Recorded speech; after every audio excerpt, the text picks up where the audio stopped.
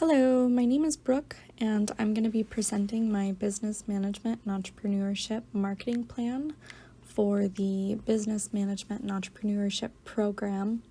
The class I'm taking is social and electronic marketing for fall 2020.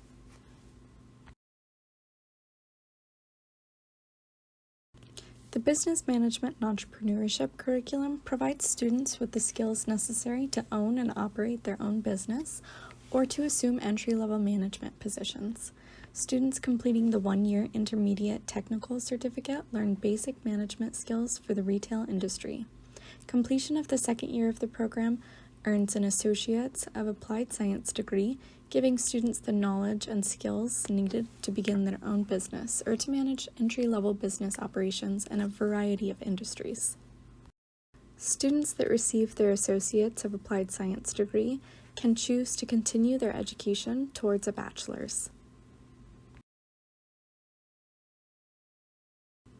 The mission statement of the Business Management and Entrepreneurship curriculum is that the program provides students with the skills necessary to own and operate their own business or to assume entry-level management positions. This program will help students achieve their post-college career goals and learn all about business management, even allowing them to test their business ideas.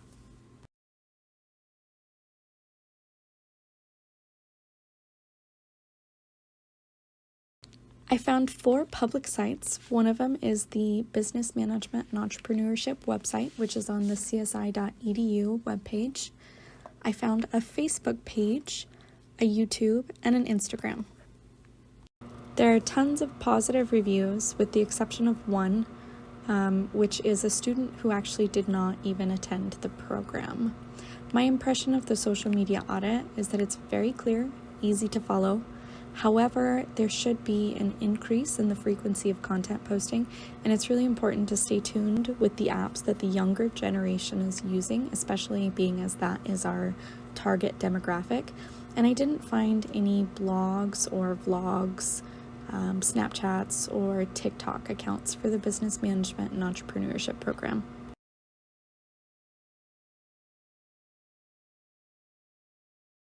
The industry analysis that I conducted of college showed me that higher education funding usually comes from one of 3 sources: federal, state, or local government, which has shown a major decrease in recent years. The high cost of college is hurting the entire economy. Experts worry that the high cost of college makes it less likely that good students from poor families will attend college, and this means fewer scientists, engineers, and others who could help increase economic growth. Despite this, more people now are going to college than ever before. Technology has also had a major impact on higher education and students' expectations. It's necessary for colleges and universities to maintain these expectations if they want to see students attending. My buyer persona is Rachel Smith. She's between the ages of 20 and 34. She lives in southern Idaho and has small children at home. Like many working single parents, she doesn't have a lot of spare time, and she's not sure that she has what it takes to become a traditional student. Competitors of the BME program might include North Idaho College, College of Eastern Idaho, and College of Western Idaho. The BME program has many strengths. Some of those include that students are able to work with an advisor to select electives that would best suit their needs and their future career goals. Courses are offered online, and students will earn a retail management technical certificate.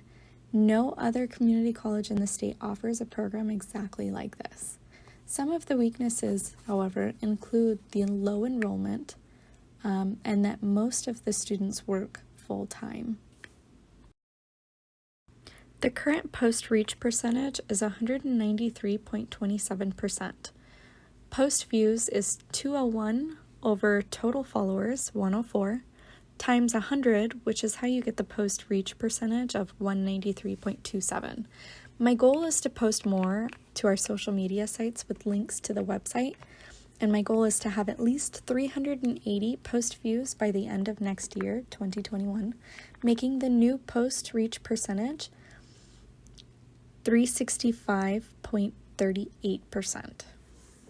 I chose to increase the post reach percentage so that we can determine whether or not our posts are reaching the followers and take steps to engage more with them. The current amplification rate is 7.7%. My goal is to increase the shares to 25 by sponsoring the social media posts to target the buyer persona. By next month, the new percentage will be 24.04%. I have a 5-step process to my posting strategy. Number 1, review the marketing strategy objectives and goals and current measurements. Number 2, determine what type of content I want to post and what segmentation I'll be targeting. Number 3, choose the social media networks that will best fit the content I want to post and then customize the content for that social media network. Number 4, use the most active time for each social media to post the content. Number 5, observe the results, review the Google Analytics, and create a content repository based on my content. Based on the research that I did about the best time to post on any of the following social medias, how often to post on the social medias, I created a calendar. On average, I posted more on Facebook than any other social media. For my Instagram post, I posted a picture of students using computers, and I posted this with a quote from Benjamin Franklin. I left an open-ended question at the end. What are your educational goals? I chose to encourage conversation by asking this question.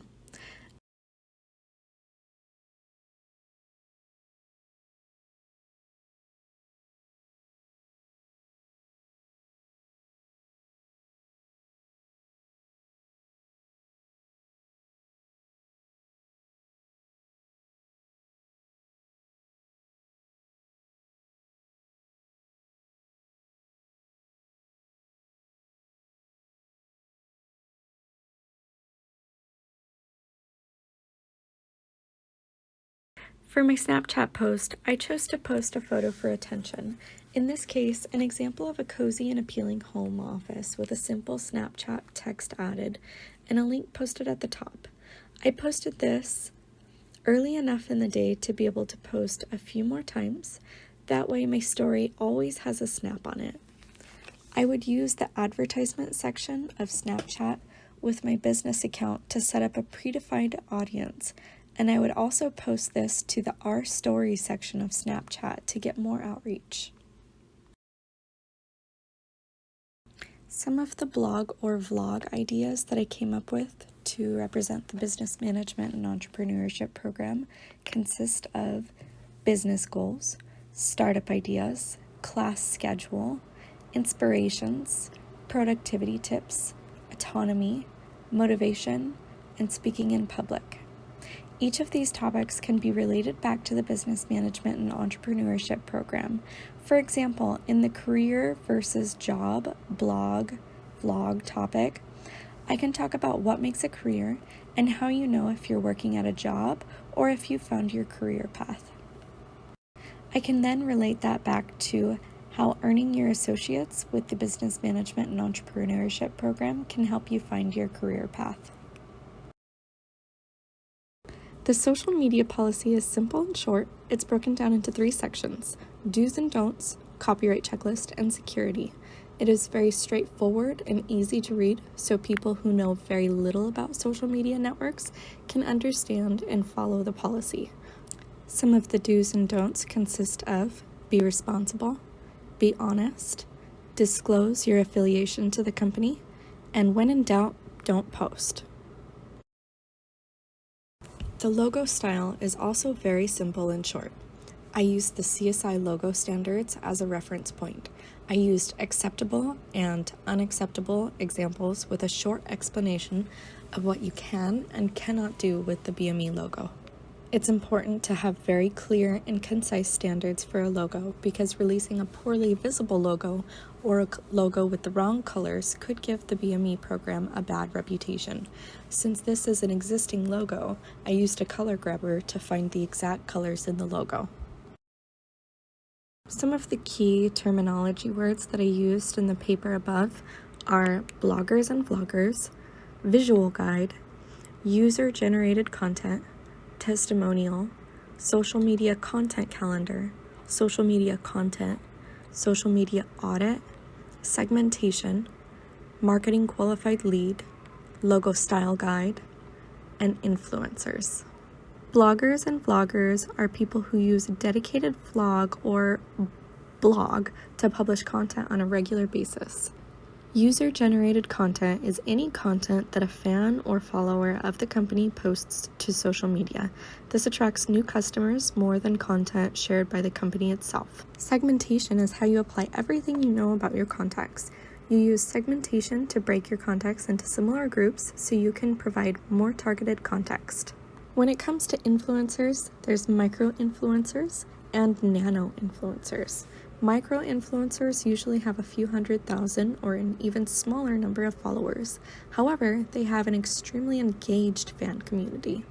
Nano-influencers, on the other hand, usually only have around a few thousand, sometimes even less than that, and they can come in handy for small businesses.